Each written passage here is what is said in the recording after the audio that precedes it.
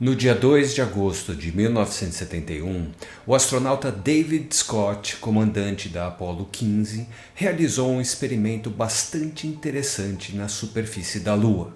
Ele pegou uma pena de falcão e um martelo de alumínio e os soltou de uma altura de 1,60 m, testando a afirmação feita por Galileu Galilei centenas de anos antes de que os dois deveriam chegar ao mesmo tempo no solo. Como praticamente não há atmosfera na Lua, o martelo de 1,5 kg e a pena de 30 gramas realmente aluniçaram juntos, demonstrando na televisão ao vivo a genialidade do pensador florentino. Galileu foi o primeiro a contrariar Aristóteles, que afirmava que objetos com pesos diferentes cairiam com velocidades diferentes. Newton, algumas décadas depois, postulou fórmulas que são usadas até hoje para calcular as rotas das espaçonaves pelo espaço, mas foi Einstein quem realmente aprofundou o nosso conhecimento da gravidade. Segundo o alemão, todo corpo distorce o espaço-tempo com sua massa, e quanto maior o corpo, maior a distorção. Esse conceito, quando levado ao extremo, prevê a existência de objetos bastante exóticos. A velocidade que uma espaçonave precisa atingir para escapar do fosso gravitacional criado pela massa da Terra é de 11 km por segundo. Esse carro vermelho aí, por exemplo, conseguiu ultrapassá-la. Para escapar da superfície do Sol, muito mais massivo, a velocidade seria de 617 km por segundo. Quanto mais massa, portanto, maior a velocidade necessária para escapar de sua atração gravitacional. Mas e se houvesse algo tão absurdamente massivo que sua velocidade de escape ultrapassasse a da luz, 300 mil km por segundo? Esse raciocínio nos levou a cogitar a existência dos buracos negros, que graças à sua natureza extremamente exótica, foram considerados apenas curiosidades matemáticas até 1964, quando descobrimos o primeiro deles, os signos X1.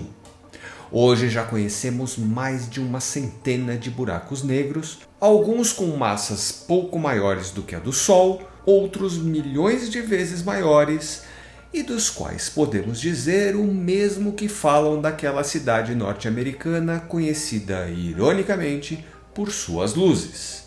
O que acontece no buraco negro, fica no buraco negro. Quais serão os segredos que esse lugar tem a esconder? Buracos negros se formam de diversas maneiras, mas a mais comum ocorre quando a gravidade de uma estrela supergigante, com perto de 20 massas solares, vence o cabo de guerra contra a fusão nuclear e a faz colapsar. O buraco negro onde vamos mergulhar hoje, porém, é bem maior do que os formados nesse tipo de evento. Visitaremos o Sagitário A estrela, o buraco negro supermassivo que habita o centro da Via Láctea.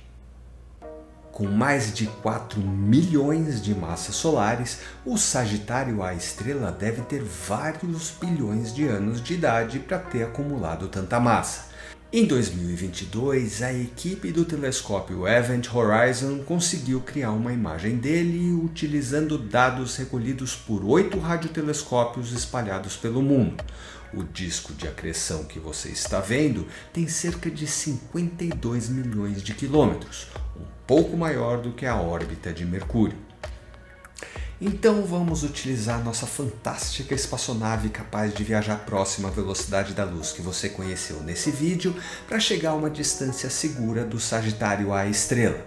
Ao desembarcar, você imediatamente começaria a ser puxado em direção ao buraco negro. Vai ser uma viagem só de ida. E a gravidade não é o único problema que você enfrentaria. O Sagitário A estrela é um buraco negro ativo. Há muita matéria próxima a ele e dezenas de estrelas o orbitam, então ele possui um disco de acreção gigantesco. A matéria desse disco, acelerada a velocidades próximas à da luz, colide entre si e aquece tremendamente, emitindo radiação de todo o espectro, principalmente na frequência dos raios X e raios gama. Seria necessário, portanto, usar uma roupa de astronauta que te protegesse desse ambiente absurdamente perigoso, algo muito mais eficiente do que os trajes que conhecemos.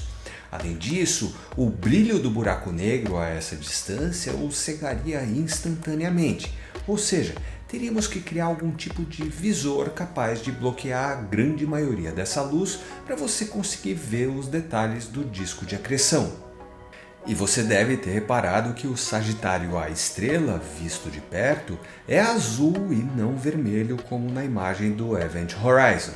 Essa deve ser a sua tonalidade real, já que o azul é uma cor muito mais energética do que o vermelho, e se há algo que esse disco de acreção tem de sobra é energia.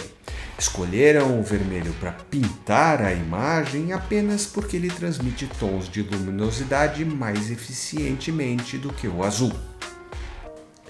A primeira coisa que você notaria ao baixar o visor é que um dos lados do disco de acreção é mais brilhante do que o outro. Isso acontece porque o disco gira a velocidades relativísticas e o lado que vem na sua direção comprime a luz, tornando-a mais energética, enquanto o lado que se afasta de você é esticado, o que faz com que a luz perca energia. É o efeito Doppler, o mesmo que experimentamos quando ouvimos o motor de um carro passando por nós mudar de frequência, só que com ondas de luz, não de som. E você já deve ter notado esse anel que se forma sobre os buracos negros, mas talvez não saiba por que ele está ali. Na verdade, ele não está. Aquela é a parte do disco de acreção que passa atrás do buraco negro, mas como sua gravidade é absurdamente forte, a luz que iria para cima é distorcida quando passa perto do horizonte de eventos e jogada na direção dos seus olhos. Você está vendo, portanto, o que está acontecendo atrás do buraco negro, não acima. A distorção gravitacional é tão grande que até mesmo as estrelas atrás do buraco negro parecerão mais azuladas aos seus olhos. Isso acontece porque suas ondas de luz estão sendo aceleradas, assim como o tempo. Se fosse possível ver a superfície dos planetas que as orbitam, veríamos seus habitantes vivendo aceleradamente. Isso já é, claro, um efeito da distorção sobre você, que está dentro do fosso gravitacional do buraco negro. O tempo está passando mais devagar para você. É por isso que você veria a vida dos planetas distantes passar acelerada. Curiosamente, conforme caísse na direção do buraco negro, ele pareceria se afastar de você. Isso aconteceria pelo mesmo motivo que o espaço parece se distorcer quando nos aproximamos da velocidade da luz. É a chamada aberração da luz, que pode ser disparada tanto por velocidades relativísticas quanto pela distorção do espaço-tempo causada pela presença de uma massa tão grande quanto a de um buraco negro. Nessas alturas, você já estaria a 4% da velocidade da luz e começaria a ultrapassar as primeiras camadas do disco de acreção. A luz vinda da sua frente aumentaria ainda mais em intensidade e a que vem de trás pareceria mais fraca. Isso acontece porque os raios que vêm da frente cada vez precisam de menos tempo para te alcançar, efeito oposto do que acontece com os que vêm de trás. O tempo dentro da espaçonave também pareceria passar mais devagar pelo mesmo motivo. A luz vinda de lá demoraria cada vez mais para chegar aos seus olhos. Então, após atravessar a maior parte do disco de acreção, supondo, claro, que o seu traje te protegeu das colisões e da radiação absurdas, de repente o brilho em volta de você começaria a diminuir. Isso acontece porque a partir daquele ponto não é mais possível manter uma órbita em torno do buraco negro. Tudo que chega àquela distância começa a espiralar em direção ao núcleo. A viagem se torna só de ida aqui. Mesmo a luz que vem de fora, se passar por essa fronteira, não consegue mais escapar.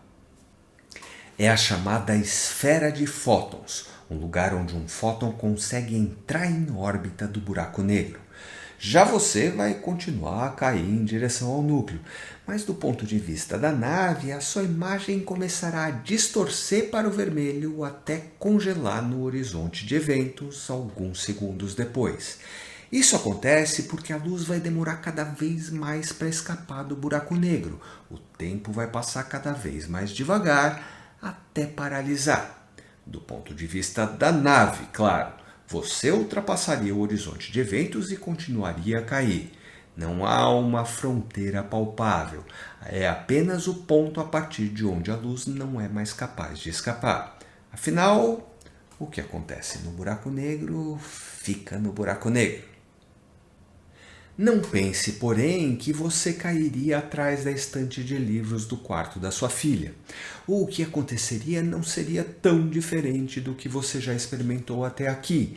Na verdade, caso seu traje espacial fosse realmente resistente, você nem ao menos perceberia que ultrapassou o horizonte de eventos. A luz das estrelas distantes ainda chegaria aos seus olhos e você conseguiria ver a nave mesmo quase que congelada no tempo. Daria até mesmo para ver o seu próprio corpo, porque a luz consegue viajar das suas extremidades até os seus olhos. Ela não consegue escapar mais do buraco negro porque você e ela estão em uma parte do espaço que está se distorcendo acima da velocidade da luz em direção à singularidade, o núcleo do buraco negro. Mas isso não te impediria de ver o seu corpo, o buraco negro em si, as estrelas e até mesmo a sua espaçonave, que agora apareceria cada vez maior graças à aberração da luz.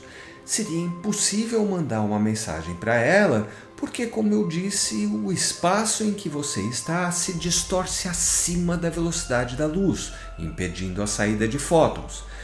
E também, na verdade, você não teria muito tempo para dizer as suas últimas palavras. Em 30 segundos, a diferença da atração gravitacional agindo no seu ponto mais próximo do buraco negro, os seus pés, seria tão maior do que a do ponto mais distante, a sua cabeça, que você seria esticado até a morte.